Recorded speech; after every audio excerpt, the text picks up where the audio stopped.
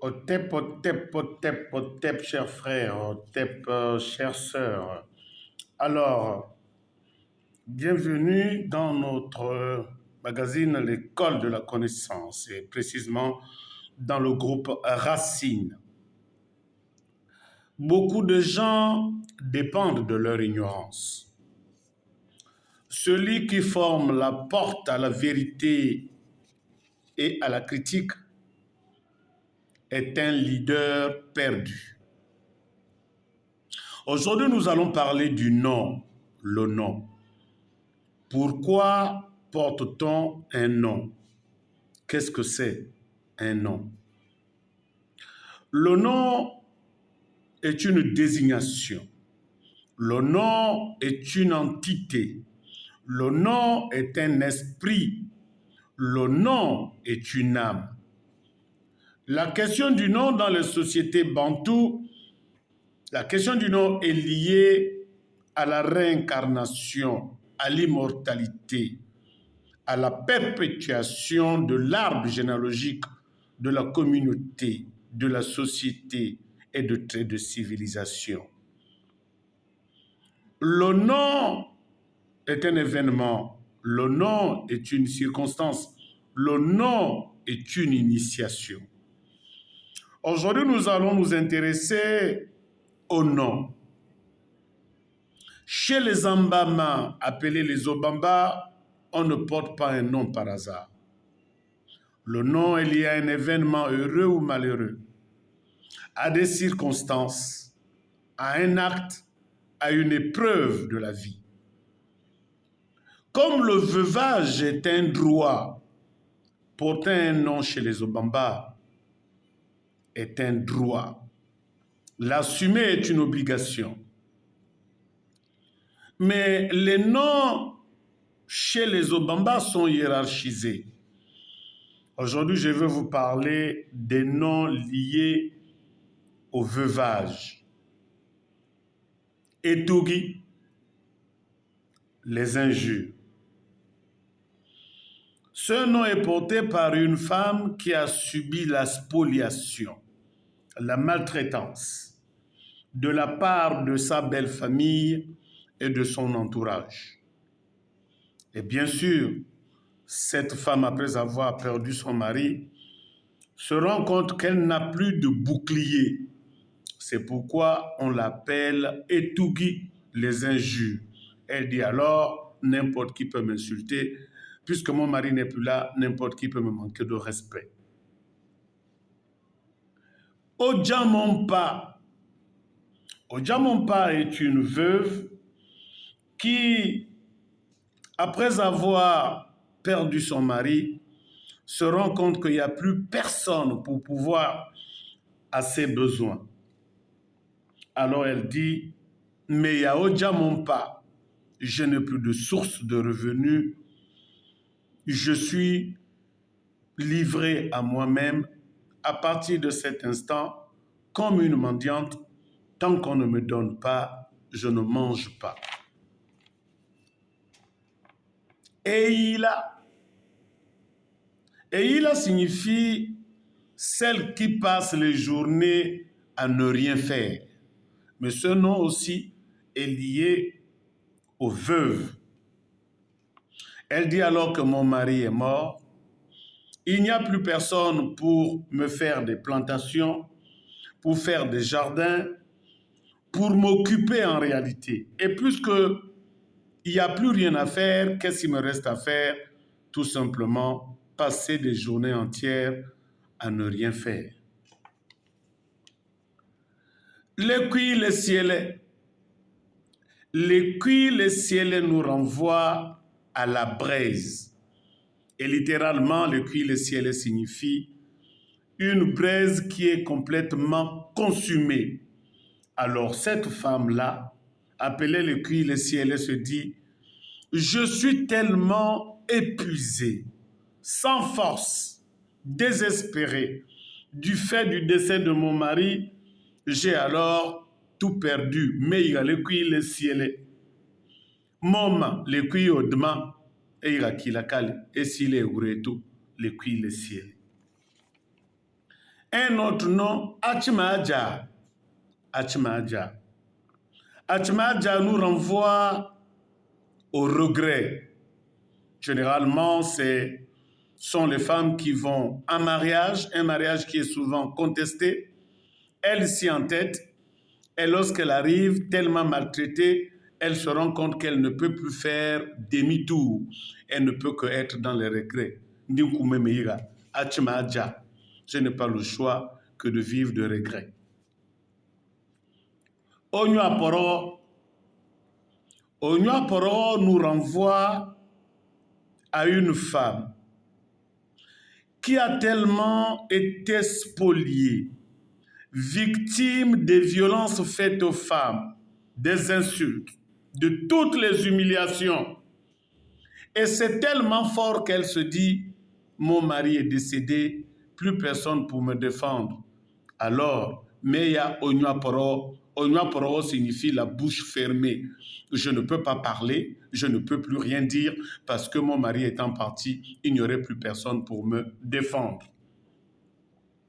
Okru signifie la honte. Okru signifie mon mari est parti et généralement c'est des femmes stériles. Je n'ai rien à offrir. Mon mari n'est même plus là pour me donner quoi que ce soit. Je ne vaux donc plus rien du tout. J'ai donc honte. Mais Yanchokru, je n'ai plus rien à faire, je n'ai plus rien à offrir, je ne vaux plus rien. Misobari.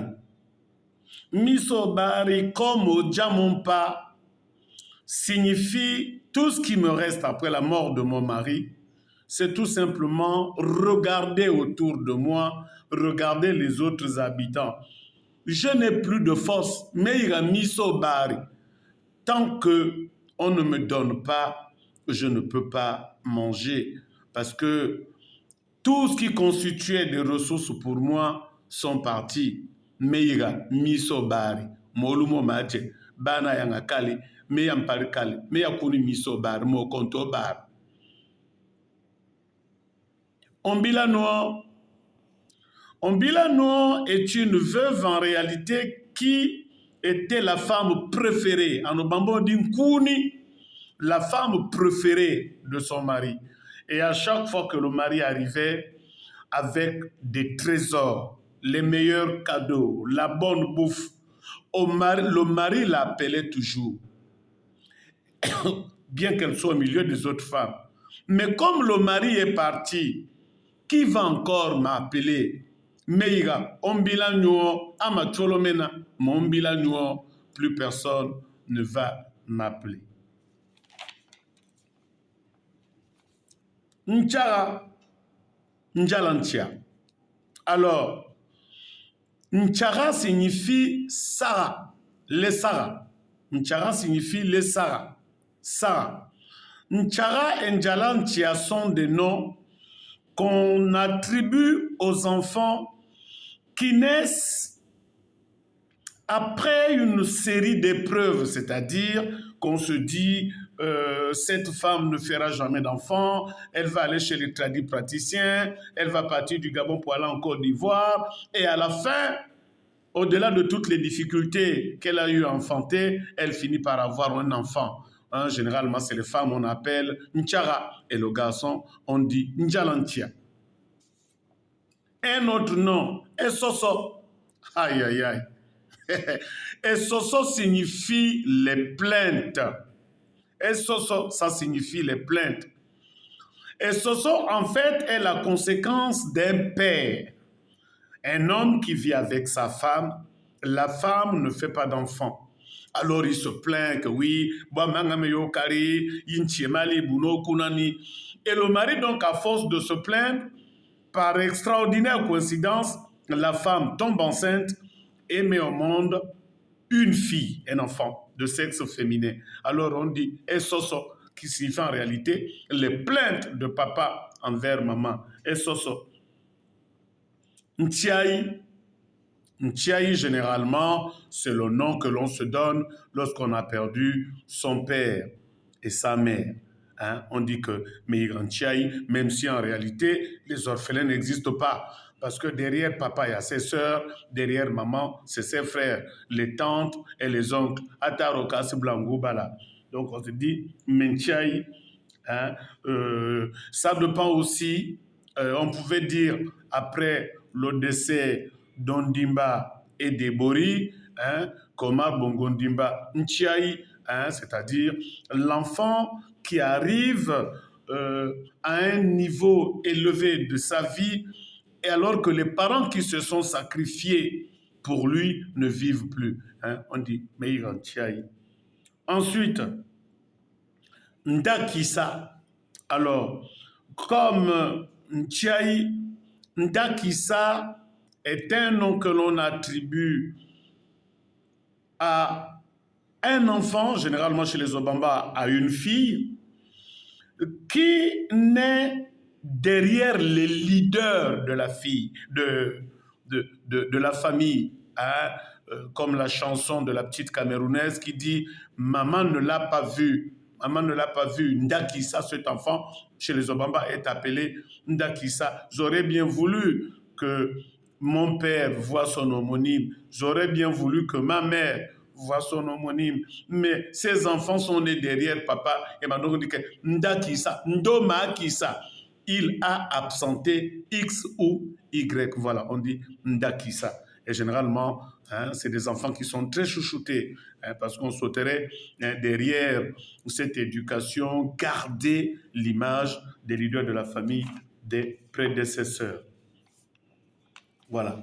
Donc, pour aujourd'hui, voici les noms que je vous ai donnés. Nchara, Esoso, Ntiaï, Ndakissa, Onyaporo, Okru, Misobari, Ombilano, Eyila, Lekui, le ciel, Atmaja, j'ai donné qui? Eturi, Ojamompa. Voilà, donc voici ce que j'ai mis à disposition vous concernant, chers amis du groupe Racine, chers peuples locuteurs Obamba. Je précise que tout ce que nous faisons du point de vue culturel, nous n'avons pas la science infuse. Hein, et la connaissance rentre dans un couloir, le couloir du partage et de la distributivité, le couloir de la complémentarité. Donc, si vous portez un nom comme les Kuile Cielais, hein, un nom comme Iyalula, un nom comme Lusu, et que vous maîtrisez la signification, venez sur notre télé YouTube, dont je communiquais le lien via des statuts. J'ai envoyé mes numéros de téléphone. Nous sommes là pour perpétuer nos cultures, perpétuer nos arbres généalogiques, perpétuer nos traits de civilisation, nos valeurs communautaires. Parce qu'au-delà des soupçons des églises de réveil qui pensent que la tradition est une sorcellerie, nous répondons en disant que tant qu'il y aura des hommes sur terre, il y aura toujours la tradition, il y aura la culture, parce que c'est ce que nous sommes. Merci et bonne première semaine du mois de février. Au revoir janvier avec toutes ces tortures. Otep, Otep, Otep, paix et grâce, que le Très-Haut veille sur nous, ainsi que les esprits de la forêt, les mains de nos ancêtres, la terre et le ciel. Otep.